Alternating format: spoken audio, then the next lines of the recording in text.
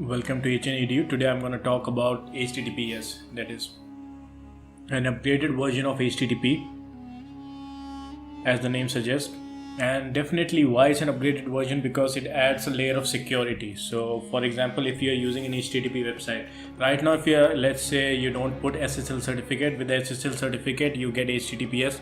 Without the SSL certificate, it will be HTTP. And if your website still is HTTP, then if you're using Google Chrome or any other browser, it will show that the website is not safe, and it is true. Because if it's just HTTP, then the data is not encrypted, neither it's safe. Anybody can bypass the data and can leverage, or let's say can hijack the user information and can leverage it the way they want to. So HTTP is an encrypted in order to transfer data securely. So with the encryption comes the data security. So now the user can transmit the data in a very secure way, when the possibility of bypassing and sniffing is very low. Because in HTTP, the possibility of bypassing and sniffing was high. So now whenever you type down HTTPS, let's say you go to any website, Facebook, Google, you can see there's a green padlock that refers to HTTPS, that it is protected by SSL certificate, secure socket layer. The protocol is HTTPS. It means it's HTTP and secured. So it's called HTTPS. So basically, HTTP uses encryption protocol for data transmission over the web. The protocol is called the TLS, which stands for Transport Layer Security. So by this, the name Transport Layer Security, it suggests that it's whatever the data is transferring from point A to point B, it is done in a secured way with the help of HTTPS. It leverages the protocol that is termed as TLS. You have different versions of TLS, which I'm not going to discuss right now, which we'll discuss later when I'm going to go detail about TLS, because TLS is a very big concept. If I start talking about it, it's going to take lots and lots of time. Same with HTTPS, same with HTTP. These, if I get into the device level, if I get into the main aspects of it, how it works, like in a very detailed fashion, if I break it down, it will take at least 1 hour plus of lecture to even just go through HTTP, HTTPS and so on. So basically TLS that we have discussed over here, that's the protocol that HTTP use, is basically leverages a symmetric public key infrastructure. So in this you have private key and public key. So the private key is the key which is controlled by the owner of the web page, web server, whatever it is. So the key stays on the web server and it has the decryption information. The same goes with the public key, but it's a different way. It's not exactly like the public key. The private key. It is a bit different. The key is available for public. So whenever, let's say, I want to connect to a secure server, or let's say I want to connect to a secure website which is protected by HTTPS. So definitely, I will get the public key, and because of the public key, I will be able to communicate, and there will be the exchange of the public key.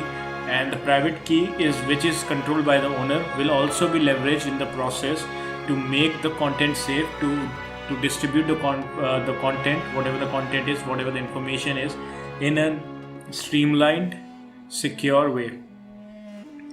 So now, as you can see, based on the latest SEO protocols, not even the latest, but it's been a while, but SSL certificate is really important if you want to rank higher in SERP, search engine ranking page. If you want to get higher organic rank, definitely you have to get the SSL certificate. If you don't have the SSL certificate, definitely the website won't be preferred as much, because according to the search engines, if you don't have HTTPS, it means you're compromising your users' data. So definitely please don't compromise it due to user data. Get an SSL certificate. It is very easy to integrate right now. You can go to your web server, whatever web hosting plan you have, you can just contact the customer service, or even if you don't want to do that, you can just go, you can click on buy SSL certificate, and you can buy it and you can activate right away. The process is easy, which I am going to explain later, because SSL certificate integration will take at least 10-15 minutes.